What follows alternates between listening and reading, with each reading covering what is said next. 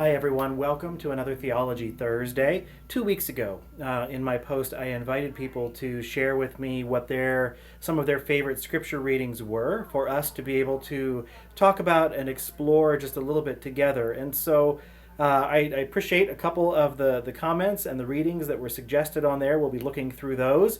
If you have others, please do in the comments put those scripture passages or send me an individual text or email if you prefer. We'll take a look at some of those passages over the next few weeks. One of the ones that was listed in the comments that we're going to take a look at this morning is Psalm 121. First thing to remember is that when we're looking at the Psalms are really more poetic. They're poetry set to music. They're meant to even be sung in many cases. There are a lot of our hymns that we sing on a regular basis that are based on psalms from our scriptures. So this is Psalm 121. I lift up my eyes to the hills. From where does my help come? My help comes from the Lord, the maker of heaven and earth. He will not let your foot slip. He who watches over you will not slumber. Indeed, he who watches over Israel will neither slumber nor sleep. The Lord watches over you. The Lord is your shade at your right hand. The sun will not harm you by day, nor the moon by night. The Lord will keep you from all harm. He will watch over your life. The Lord will watch over your coming and going both now and forever. And there are plenty of different translations. This was an NIV translation, so there may be a few things that sound different than what you're used to. But the important thing is this was a psalm, and still is really, a psalm of journey. There are times when this has even been used as a liturgical piece, back and forth between the leader and the congregants. But initially, this was meant as a journeying psalm. So as you would especially journey to Jerusalem, some of those roads were dangerous places to travel. And so you would pray, or you would recite especially this psalm along the way as a prayer for protection, reminding you as you walked along, almost talking to yourself or with a group, that it's God is the one that we look to. God is the one who saves us. God is the one that we lift our eyes to. The other thing is, it begins and it says, I lift my eyes to the hills.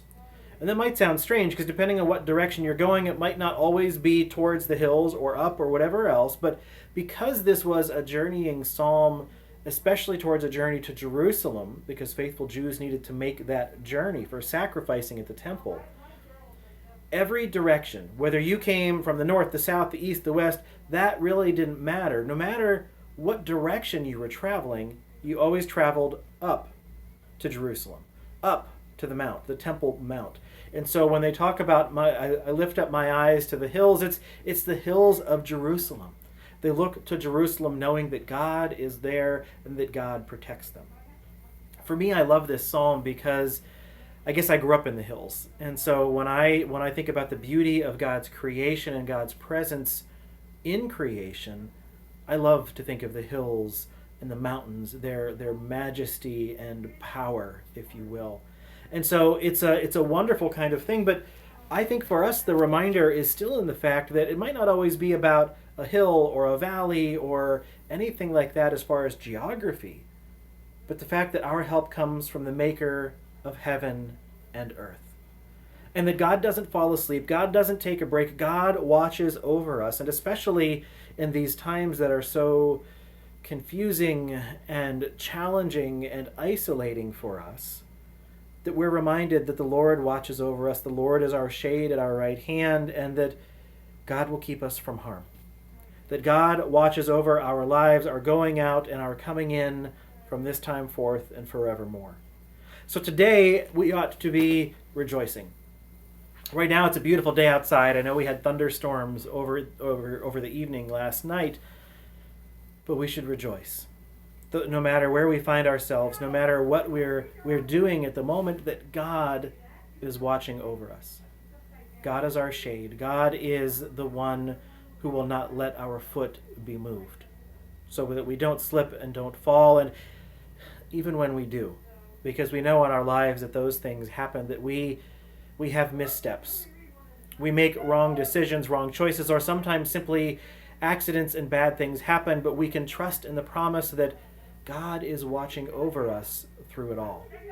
So this day, rejoice that the Lord who made heaven and earth is the Lord who watches over us.